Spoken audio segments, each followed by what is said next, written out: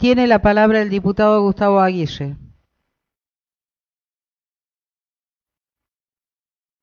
Señora Presidenta,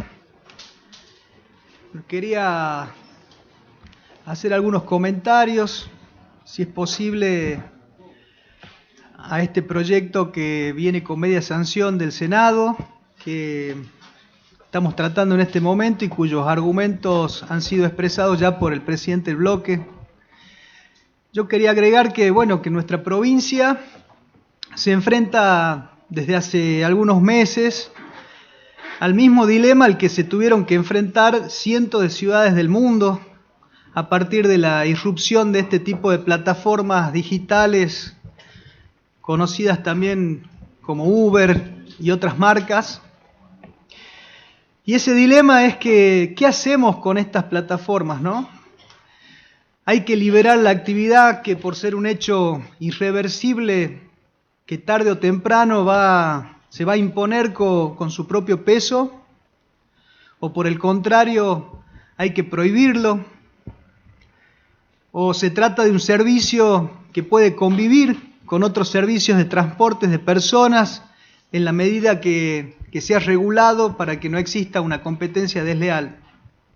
Esta última postura parece ser la que inspiró al Senado para dar media sanción a este proyecto, y postura que adelanto, que adhiero. En efecto, me parece que prohibir lisa y llanamente esta actividad, como hicieron algunas provincias y ciudades del mundo, es como pretender tapar el sol con las manos. Definitivamente es irreversible la incorporación de innumerable cantidad de herramientas digitales que llegaron a nuestras vidas para quedarse y en muchos casos para cambiarlas.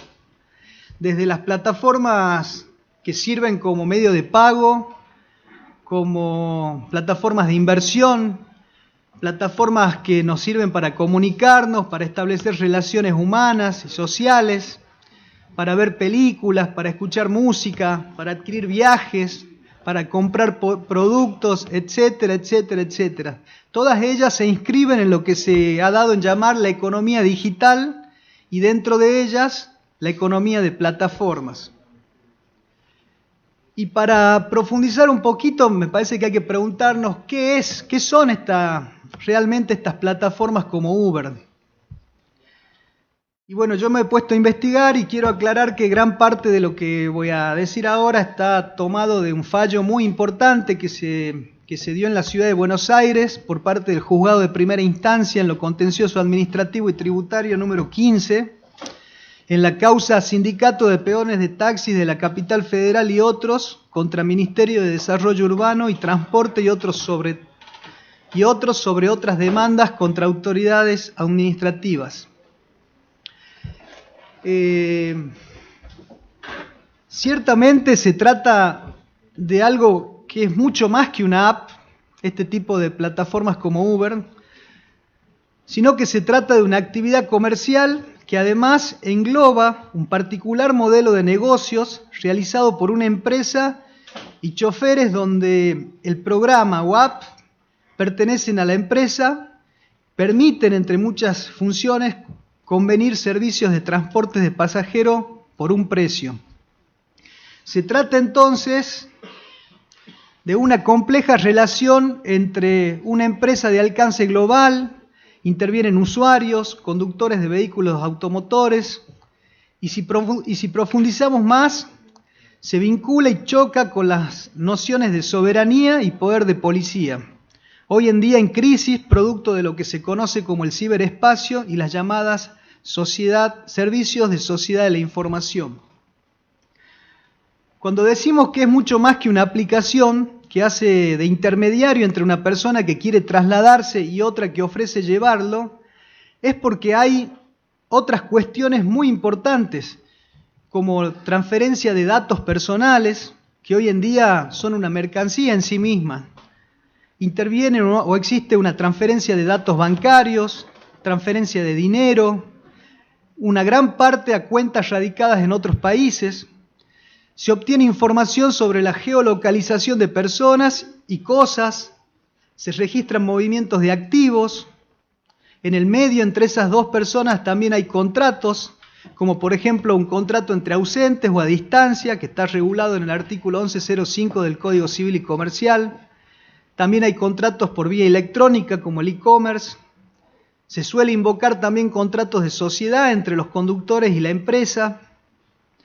Hay contratos de adhesión a cláusulas generales predispuestas, probablemente abusivas, como cuando bajamos la aplicación y tenemos que adherir o aceptar las condiciones para poder usarlas. Todo ello en interferencia o en yuxtaposición con un servicio público impropio, como es el transporte de pasajeros, y todo en el marco de una relación de consumo. Todo eso hay en el mundo, todo eso hay detrás de la aplicación de Uber y ese tipo de plataformas similares. Es decir, que es una relación bastante compleja. Hay muchos aspectos jurídicos y de otro tipo a tener en cuenta para realizar un abordaje correcto y tener una real dimensión de lo que estamos hablando cuando hablamos de Uber. Es un sistema abierto también que interactúa con el resto del sistema de transporte urbano y donde las reglas de la empresa colisionan con el sistema jurídico local. Justamente hay una insuficiencia normativa y regulatoria frente al carácter disruptivo y emergente de las economías digitales. Entonces hay por lo menos dos posibilidades de encuadramiento legal cuando hablamos de estas plataformas. Por un lado, están los que consideran que Uber es una simple app o una empresa con socios que se encargan de hacer el transporte de pasajeros. Es decir, que está visto como si fuera exclusivamente una relación contractual entre privados. Y al mismo tiempo están los que sostienen esta postura lo ubican al sistema de Uber dentro de la categoría de servicios de sociedad digital y por lo tanto deben regirse como tal. Y por otro lado están los que consideran que el sistema de Uber es alcanzado por otras órbitas del derecho que lo condicionan y subordinan. En particular, esos marcos condicionantes son el orden público, el poder de policía, la protección de consumidores y usuarios, las normas de seguridad vial, las normas de seguridad pública, etc. Y lo ubican a Uber dentro de la categoría de servicio de transporte de personas, lo cual es considerado también un servicio público indirecto. Estas diferencias de encuadramiento claramente generan efectos y consecuencias jurídicas muy diferentes y opuestas. Claramente el proyecto con media sanción que estamos tratando se ubica en la segunda postura. También me parece importante traer aquí algunos fallos que han sido dictados por tribunales en distintos países que creo que sirven para delinear la fisonomía, la naturaleza jurídica de la actividad. Por ejemplo, el Tribunal de Justicia Europeo apreció que el servicio no se limita a un servicio de intermediación consistente en conectar mediante una aplicación para teléfonos inteligentes a un conductor no profesional que utiliza su propio vehículo con una persona que desea realizar un desplazamiento urbano. En efecto, en una situación como la contemplada por el tribunal remitente, el prestador del servicio crea al mismo tiempo una oferta de servicio de transporte urbano que hace accesible mediante la aplicación. Otro caso, como el Tribunal Supremo del Reino Unido en un fallo del 19 de febrero del 2021, Uber y otros,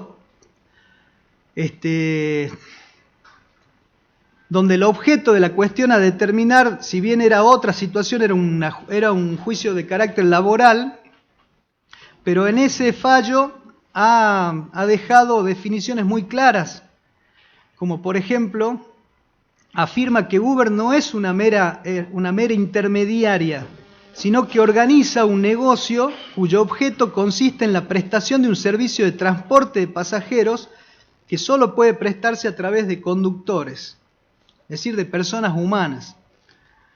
Otro caso de relevancia, que fue un caso en Estados Unidos, más precisamente una resolución del Tribunal del Distrito del Norte de California en el año 2015, caso O'Connor versus Uber Technologies, donde el tribunal no consideró a Uber como una mera empresa de intermediación tecnológica, sino como una empresa cuya actividad específica propia es el transporte, actividad que no puede ser prestada sin personas humanas que lo realicen. Esta definición es muy importante porque la calificación jurídica que le dan somete a la plataforma en sí a un marco regulatorio específico ajena a la tecnología. Es decir, la plataforma digital no sería ya un intermediario tecnológico, sino un prestador de servicio. Por eso me parece que hay que encuadrarla a esta actividad y a este servicio dentro del Código Civil y Comercial, dentro de lo que establece el artículo 1280, que habla del transporte de personas o cosas. Textualmente el artículo 1280 dice que hay contrato de transporte cuando una parte llamada transportista o porteador se obliga a trasladar personas o cosas de un lugar a otro y la otra, llamada pasajero o cargador, se obliga a pagar un precio o flete. Al mismo tiempo, también hay que ser claro y contundente en calificar que este tipo de plataformas es un servicio público. Según el administrativista Dr. Marienhoff, este acepta la distinción entre servicios públicos propios e impropios. Los servicios públicos propios serían los que son prestados directamente por el Estado, y los impropios resultan de una actividad ejercida por particulares o administrados con el objeto de satisfacer necesidades de carácter general. Por ejemplo, de quienes realizan o prestan el servicio de transporte urbano en automóviles de alquiler. Ese es un ejemplo que pone justamente Marienhoff. Y en este caso, los que prestan servicio de transporte de pasajeros mediante Uber no solo están cumpliendo una función que hace al interés general o comunitario, aun cuando los prestadores no tengan esa intención, sino que además, y como dice los fundamentos de este proyecto, cuando se conectan a la app para ofrecer sus servicios, están lanzando una oferta pública, que luego es tomada por un pasajero determinado. Por todo lo expuesto, considero que este tipo de servicio de transporte de personas que usan la intermediación de una plataforma digital para conectar pasajeros debe ser permitida siempre y cuando dicha actividad sea regulada, debiendo los prestadores del servicio adecuarse a las normas que el Estado le impone en ejercicio de su poder de policía. Yo principalmente creo que es necesario ratificar el rol indelegable del Estado como el único ente con potestad para establecer reglas y normas que tengan por finalidad garantizar la convivencia social, la pacificación social, el desarrollo armónico y equilibrado de todos los sectores sociales y económicos, el uso equilibrado del espacio público y la planificación del sistema de movilidad pública.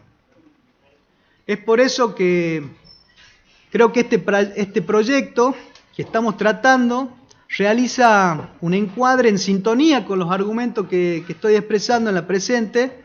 Por lo tanto, adelanto desde ya mi voto favorable a la sanción definitiva de este proyecto. Muchas gracias, señora Presidenta.